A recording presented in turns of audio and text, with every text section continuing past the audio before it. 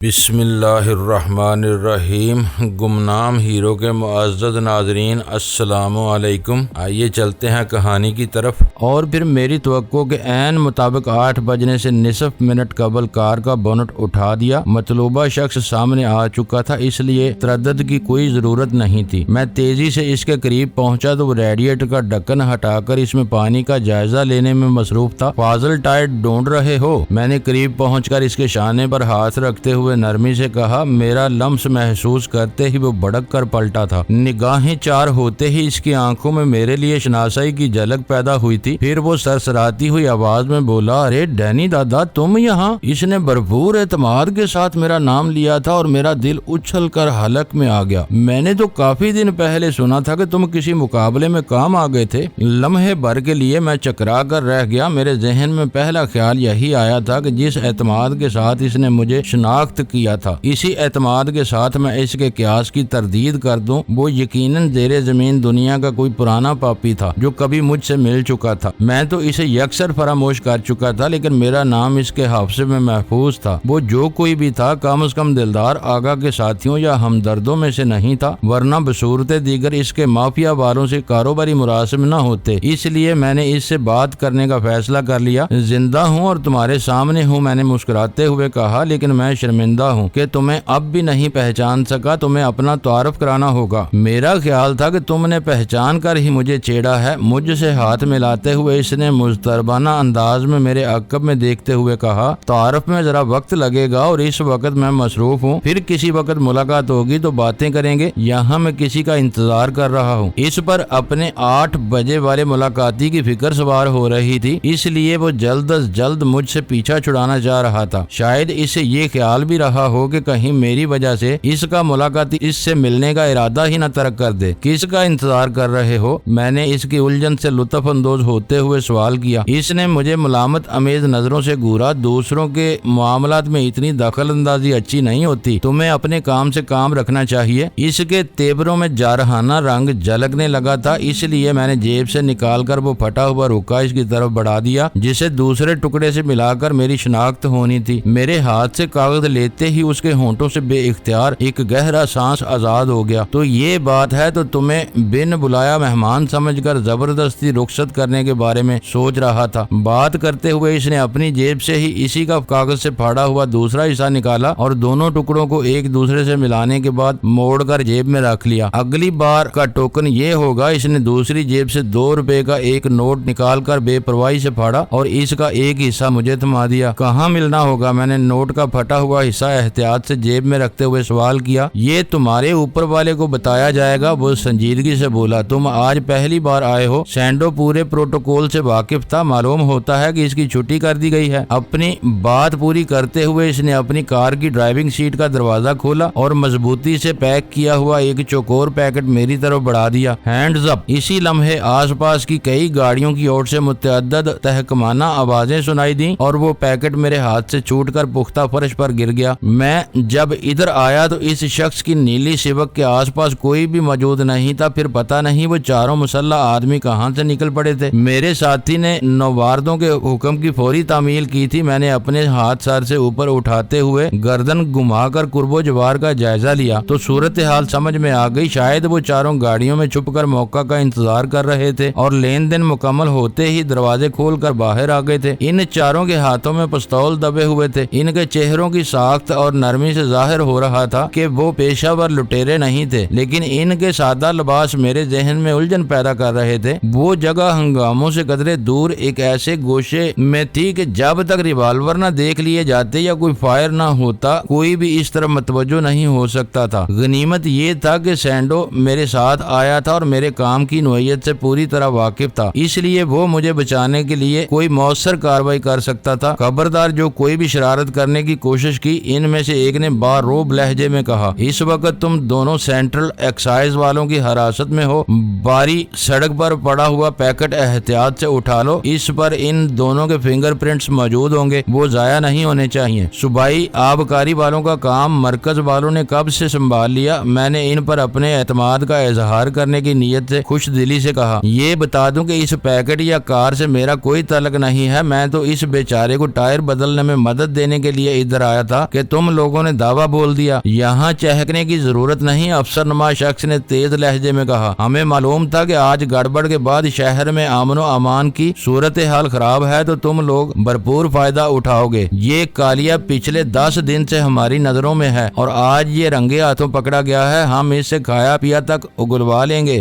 ضرور اگلوا لینا، مگر اس کالیے کے ساتھ مجھے کس جرم کی سزا دے رہے ہو؟ میں نے احتجاج کیا۔ بکواس مت کرو، اس بار افسر کے بجائے اس کا ایک ماتحت گرایا تھا۔ تمہاری پوری گفتگو سنی گئی ہے، اس نے اگلی مرتبہ کے لیے ٹوکن پھاڑ کر تمہیں دیا ہے، صرف وہی تم کو سزا دلوانے کے لیے کافی ہے۔ اس گاڑی کو یوں ہی جیک پر لاک کر دو۔ افسر اعلیٰ نے اپنے ماتحتوں کو ہدایت دی۔ باری یہاں رکے گا، ہم دفتر سے کوئی بندوبست کر کے گاڑی وہیں منگوا لیں گے۔ مگر میں تو بے قصور ہوں، میں نے ان لوگوں کے غیر جارحانہ رویے سے فائدہ اٹھاتے ہوئے احتجاج کیا، کیونکہ میں دیکھ چکا تھا کہ سینڈو نے دور ہی سے گڑبڑ کا اندازہ لگا لیا تھا اور اپنے ہاتھ کچھ اور تماشائیوں کو شامل کر کے ایک گروہ کی صورت میں ہماری طرف آ رہا تھا۔ ہونڈا سیوک کا بونٹ بند کر دیا گیا، پنکچر شدہ ٹائر، وہیل پانا اور لیور راڈ ڈگی میں ڈال دی گئی اور دروازے مکفل کر کے افسر اعلیٰ نے کار کی چابی اپنی تحویل میں لے لی۔ اسی اثنا میں سینڈو اپنے ہمراہ چند متجسس تماشائیوں کو لے کر ہمارے قریب آ گیا۔ یہ کاروائی قانون کے نام پر ہو رہی ہے۔ انہیں دیکھتے ہی افسر نے تحکمانہ آواز میں کہا، یہ دونوں موت کے سوداگر ہیں اور اس وقت ہماری تحویل میں ہیں۔ جس کسی نے مداخلت کی کوشش کی اسے بھی کار سرکار میں رکاوٹ ڈالنے اور قانون سے تعامل نہ کرنے کے الزام میں حراست میں لے لیا جائے گا۔ اس لیے جو جہاں ہے وہاں رکا رہے۔ پیش قدمی کو سنگین جرم تصور کرتے ہوئے سخت کاروائی کی جائے گی۔ سرکار اور قانون کا تذکرہ بڑھتے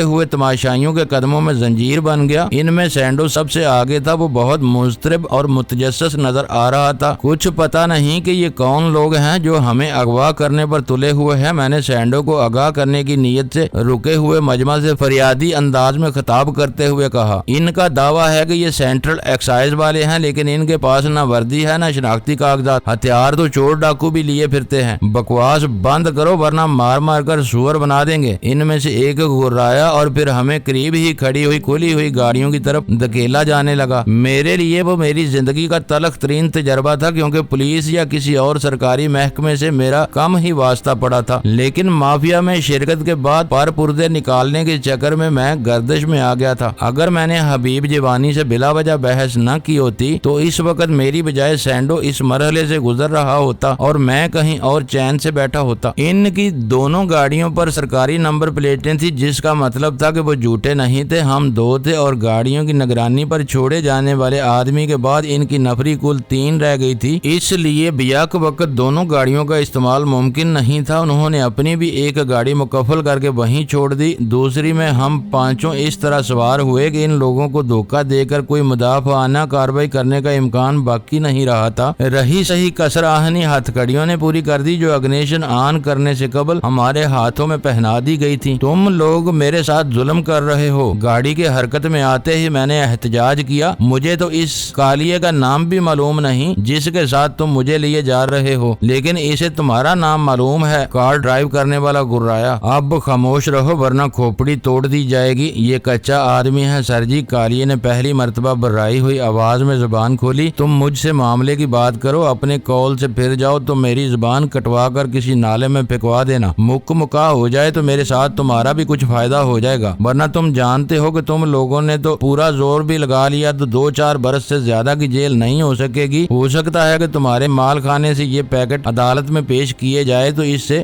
گلوکوز برآمد ہو۔ یہ جن لوگوں کا مال ہے ان کے ہاتھ بہت لمبے ہیں، وہ اپنے آدمیوں کو کبھی بے یارو مددگار نہیں چھوڑتے۔ مجھے حیرت تھی کہ اسے درمیان میں کسی نے نہیں ٹوکا تھا، بلکہ وہ تینوں بظاہر غور سے اس کی بات سن رہے تھے۔ سزا کی تم فکر نہ کرو، کار ڈرائیور کرنے والا بولا، سزا بڑھانے کی ترکیبیں ہمیں معلوم ہیں۔ ہیروین رکھنے پر 2 سال کی سزا ہوگی تو سرکاری ملازم کی وردی پھاڑنے اور سرکاری اسلحہ چھیننے کے جرم میں 7 برس کی قید ہوگی۔ ہم لوگ بھی پرانے پاپیوں کے سامنے کچی گولیاں نہیں کھیلتے۔ خدا کی پناہ کالیا کراہ، تم لوگوں نے تو وردیاں ہی نہیں پہنی ہوئی تو پھر کوئی کیا پھاڑے گا، اور نہ ہی ہم دونوں میں سے کسی نے تمہارے اسلحے کو ہاتھ لگایا ہے۔ یہ سب تمہیں عدالت میں ثابت کرنا ہوگا۔ ہم چاروں کے علاوہ کچھ چشمدید گواہ بھی ہوں گے جو حلفیہ تمہارے حرامی پن کی گواہی دیں گے۔ قانون کی کمی ہم اپنے جوڑ توڑ سے پوری کر لیتے ہیں۔ سر، اتنے درد سر سے تم کو کیا حاصل ہوگا, سرکاری نوکری میں تو گھر کا خرچ بھی مشکل سے چلتا ہے, سودا کر لو تو پورے 2 لاکھ مل سکتے ہیں, فی کس 50,000 خاصی بڑی رقم ہوتی ہے. اور اس پیکٹ میں مال کتنی مالیت کا ہے؟ چبھتی ہوئی آواز میں سوال کیا گیا. پتہ نہیں, وہ بولا, لیکن ایسے کیسوں میں مال تو چھوڑنا ہی پڑتا ہے, اسے بیچ کر تمہیں جو کچھ ملے گا وہ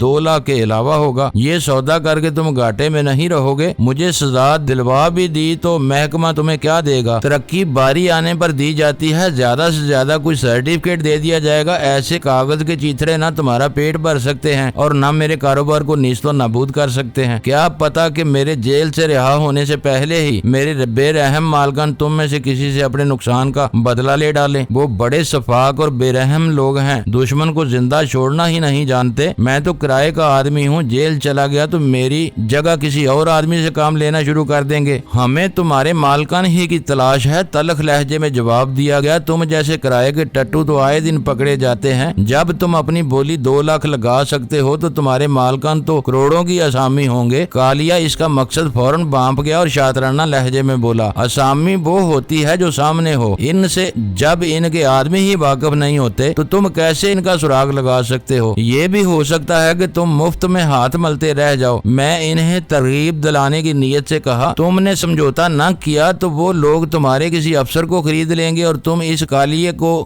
رہا کرنے پر مجبور ہو جاؤ گے. تمہارے ہاتھ کچھ بھی نہیں آئے گا. جو لوگ بڑے دھندے کرتے ہیں ان کے ہاتھ بھی لمبے ہوتے ہیں. کم از کم تم تو مجھے کالیا نہ کہو. وہ مجھے شکایتی لہجے میں بولا, میرا نام سراج ہے. اس کی زبان سے اس کا نام سنتے ہی میرا ذہن روشن ہو گیا اور مجھے یاد آ گیا کہ وہ کون تھا. وہ حکیم زادہ خان کا بہت پرانا نمک خوار تھا اور ابتدا ہی سے اس کا مال تقسیم کرتا تھا. حکیم زادہ سرحدی علاقے میں واقع ہیروئن کشید کرنے کے 2 کارخانوں کا مالک تھا اور اپنے علاقے کو اس لعنت کے اثرات سے محفوظ رکھنے کے معاملے میں اس قدر کٹر تھا کہ اس نے اپنے گاؤں کے ایک غریب چرواہے کو ہیروئن کے چند کاش لینے کے جرم کی پاداش میں تھپڑوں سے اس بری طرح زخمی کیا تھا کہ وہ پشاور کے ایک اسپتال میں مہینوں صاحب فراش رہا تھا. حکیم زادہ اپنے اصولوں کی سختی سے پابندی کراتا تھا اور اپنے آدمیوں کو برے وقت میں کبھی بے یار و مددگار نہیں چھوڑتا تھا. جس کے سلے میں پکڑے جانے والے افراد بدترین تشدد سہ کر بھی اس کا نام زبان پر نہیں لاتے تھے. اگر حبیب جوانی اسی سے دھندا کر رہا تھا تو اس غیر تعلیم یافتہ قبائلی سے اسے نقصان پہنچنے کا کوئی امکان نہیں تھا. افسر اس وقت کام خراب کر سکتا ہے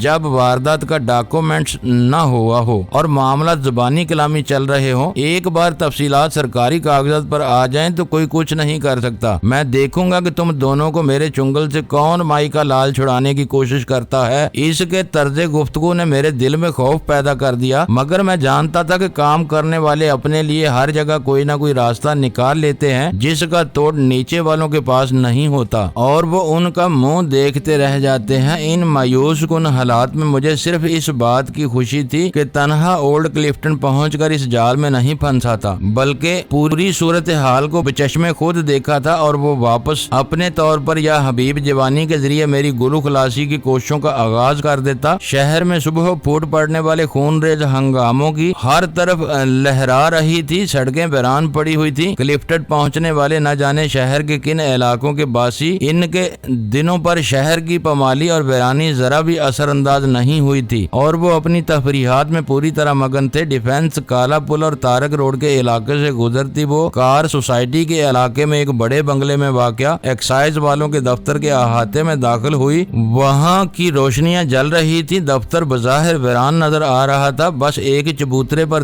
2 باوردی سپاہی شاید ہمیں لانے والی ٹیم کے انتظار میں بیٹھے ہوئے تھے اپنے افسروں کا ہاتھ بٹانے کے لیے. دونوں باوردی سپاہی اپنے ڈنڈوں سمیت جارحانہ تیوروں کے ساتھ کار کی طرف لپکے تھے. میں موقع غنیمت بانپتے ہوئے خاموشی کے ساتھ نیچے اتر گیا. سراج کی شامت ہی آئی ہوئی تھی کہ اس نے پیچھے سے اپنا کالر کھینچے جانے پر گرا کر احتجاج کیا اور طویل انتظار سے اکتائے ہوئے ایک سپاہی نے کھلے ہوئے دروازے میں سے اپنا دھڑ اندر ڈال کر اس کی کھوپڑی پر ڈنڈا رسید کر دیا. اس چپکلش کا نتیجہ یہ ہوا کہ جب سراج کو کھینچ کر کار سے باہر نکالا گیا تو اس کے سر کے عقبی حصے سے خون بہ رہا تھا اور قمیض کئی جگہ سے تار تار ہو چکی تھی. کار ڈرائیور کرنے والے نے جو ان میں سے سب سے سینئر افسر معلوم ہو رہا تھا اونچی آواز میں ہم دونوں کو حوالات میں بند کرنے کا حکم دیا اور ہم 4 افراد کی نگرانی میں اندر لے جایا جانے لگا. ہماری ہتھ کڑیوں کی زنجیر ہمارے ہاتھ آنے والے ایک شخص نے थामी हुई थी। एक्साइज वालों की हवालत पुलिस स्टेशन के लॉकअप से बदरजा बेहतर और साफ सुथरी थी। अलबत्ता वहाँ गर्दो गुबार की कसरत से अंदाजा हो रहा था कि काफी मुद्दत के बाद इसे आबाद किया गया था और शायद इसका कम इस्तेमाल ही इसकी मजमूई बेहतर हालत का सबब था। छत में लगे हुए बल्ब की नाकाफी रोशनी में हमें अंदर धकेल कर आहनी दरवाजा मुकफ्फल कर दिया गया। हथकड़ियों को जंजीरों के सिरे आपस में इस तरह जोड़ दिए गए थे कि हम दोनों एक दूसरे से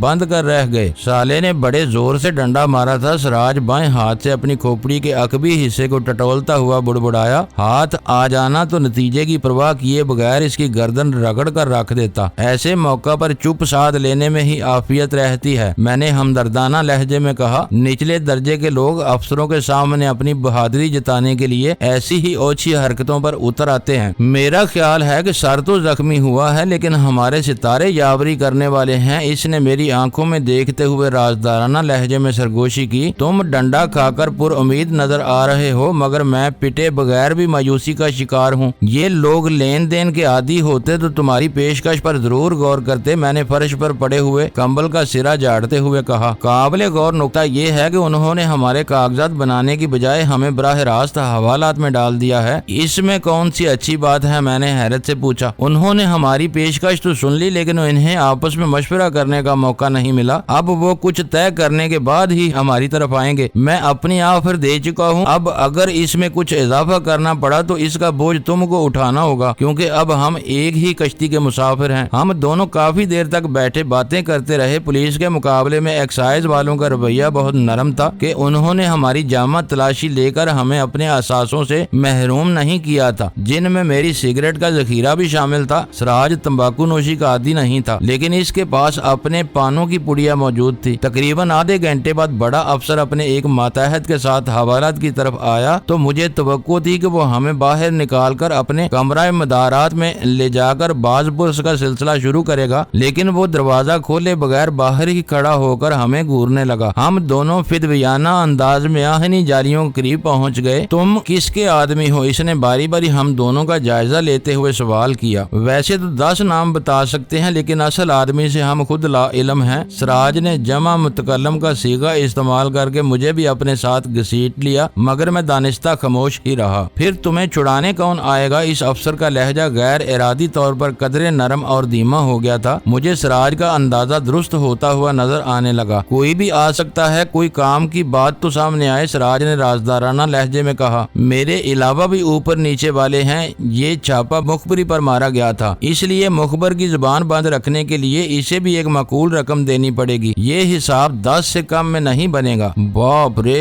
सिराज कहा, हम इतने अहम आदमी नहीं हैं कि हमारे लिए, इसीलिए कह रहा हूँ कि अपनी खामोशी तोड़ दो। वो सिराज की बात काट कर बोला, अपने बड़ों के नाम बता दो। इनसे मामला बन गया तो तुम्हें भी शरीक कर लेंगे और मुकदमा चलने की नौबत आई तो तुम्हें वादा माफ गवाह बनाकर साफ बचा लेंगे। तुम दोनों हर तरह फायदे में रहोगे। जो बात मैं खुद नहीं जानता वो तुमको कैसे बता सकता हूँ? सिराज ने अपनी मजबूरी जाहिर करते हुए कहा, अगर तुम माल जो का तुम वापस लौटाने का वादा करो तो रकम थोड़ा बहुत नहीं बल्कि दुगना इजाफा हो सकता है। माल को तो भूल जाओ, आधा हमारा हो गया, आधा रोजनामचे में दर्ज होकर सरकारी माल खाने में जाएगा। इसने मक्काराना लहजे में कहा, रोजनामचे में माल की बरामदगी दिखाओगे तो हमारा क्या बनेगा? सिराज ने बुखलाकर सवाल किया। अब आखिरी बात सुन लो, वो नीची आवाज में बोला, 4 लाख से कम में सौदा नहीं बनेगा। रकम भी आज रात ही मिलनी चाहिए। रोजनामचा बनाना हमारा काम है। हम लिख देंगे कि मुजरम सरकारी गाड़ी से खौफजदा होकर माल छोड़कर फरार हो गए, तुम पर आंच भी नहीं आएगी। सिराज ने इस्तफसार तलब नजरों से मेरी तरफ देखा और कोई जवाब न पाकर इससे बोला, मुझे फोन करना पड़ेगा। बात 2 लाख की भी होती तो मुझे रकम बाहर से मंगवानी, तुम दफ्तर से फोन कर लो, तुम्हारा साथी यहीं बंद रहेगा। अफसर ने ताइद तलब लहजे में कहा, मंजूर है, काम तो वैसे भी मुझी को करना पड़ेगा। इसने बेपरवाही से कहा, लेकिन मैं तखलिए में फोन करूंगा। मेरे आसपास कोई मौजूद नहीं होगा, ना ही दूसरी किसी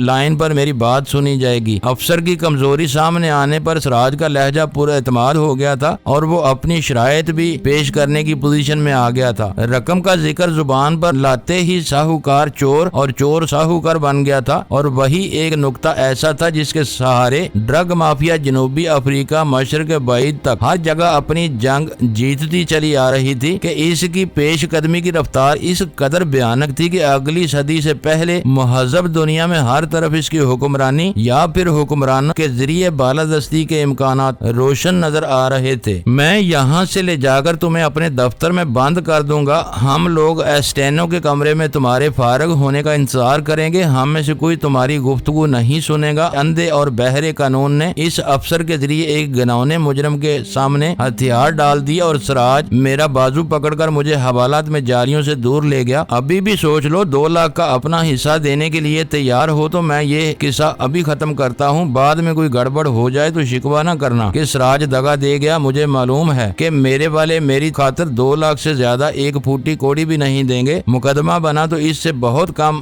رقم خرچ کر کے وہ مجھے بری کرا لیں گے۔ انہیں اتنی اچھی طرح جانتے ہو تو یہ فون وغیرہ کا چکر چلانے کی کیا ضرورت ہے؟ میں نے ترش لہجے میں کہا۔ اصولی طور پر تاوان دینا تمہاری ذمہ داری ہے، کیونکہ ان خبیثوں کو تم ہی اپنے پیچھے لگا کر لائے تھے۔ میرا کام ختم ہو چکا تھا۔ وہ اپنی جیب تھپتھپاتے ہوئے بولا، کاغذ کے 2 ٹکڑے میرے پاس ہیں جو اس بات کا ثبوت ہے کہ میں اپنی ڈیل پوری کر کے ہلکا ہو چکا تھا۔ رنگے ہاتھوں گرفتاری تمہاری ہوئی ہے، اس لیے لین دین کا سارا بوجھ تم کو اٹھانا چاہیے۔ اس کی مکاری پر میرا خون کھول اٹھا۔ حالات میں ذرا سی تبدیلی آتے ہی اس نے گرگٹ کی طرح رنگ بدل لیا تھا۔ میرے لیے 2 لاکھ روپے کی حیثیت استنجا کرنے والے ڈیلے سے زیادہ نہیں تھی، لیکن اس کے رویوں کو دیکھتے ہوئے میں نے فیصلہ کر لیا کہ اس مد میں 1 روپے کی بھی ذمہ داری قبول نہیں کروں گا۔ میرا اپنا کھونٹا بہت مضبوط تھا۔ میرا خیال تھا کہ جلد یا بدیر مجھے اس قید خانے سے نجات مل ہی جانی تھی۔ تم اب طوطے کی طرح آنکھیں بدل رہے ہو۔ یہ لوگ میرے نہیں تمہارے پیچھے لگے ہوئے تھے۔ ڈلیوری مکمل نہیں ہو سکی تھی، اس لیے میرا کاغذ مجھے لوٹا دو، ورنہ یہ یاد رکھنا کہ اس کا 1 پیسہ بھی نہیں مل سکے گا۔ ہم دونوں نیچی آوازوں میں اپنی بحث میں الجھے ہوئے تھے اور بے ضمیر افسر اپنے ماتحت کے ہمراہ اردلی کی طرح ہمارے فارغ ہونے کا انتظار کر رہا تھا۔ سراج اپنی جگہ اڑا ہوا تھا اور میں بھی اپنے موقف پر ڈٹ گیا تھا۔ مجھے ڈر ہوا کہ ہماری بحث و تکرار میں نہ بدل جائے اور اونچی آوازیں باہر کھڑی ہوئی مسکینوں کی جوڑی کو ہماری طرف متوجہ کرنے کا سبب نہ بن جائیں۔ سراج سے معاملہ اس کی واپسی پر بھی طے کیا جا سکتا تھا۔ اسے لے جاؤ، میں نے اونچی آواز میں باہر والوں سے کہا اور ماتحت تالا کھول کر حوالات کے اندر آ گیا۔ اس نے ہماری ہتھکڑیوں کی زنجیروں کے سرے الگ کرنے کا ارادہ ہی کیا تھا کہ سراج نے قدرے سخت لہجے میں کہا، زنجیر نہیں، میری ہتھکڑی کھولو، میں کہیں بھاگا نہیں جا رہا۔ ماتحت نے بے بسی سے اپنے افسر کی طرف دیکھا اور اس نے سر ہلا کر سراج کا مطالبہ تسلیم کر لیا۔ کلائی آہنی زیور سے آزاد ہوتے ہی سراج حوالات سے باہر نکل گیا اور میں 2 ہتھکڑیوں کے ساتھ حوالات میں تنہا رہ گیا۔ ماتحت حوالات میں تالا لگا کر اپنے افسر اور سراج کے پیچھے چل دیا۔ میں نے کمبل پر دراز ہو کر وقت گزاری کے لیے نئی سگریٹ سلگا لی۔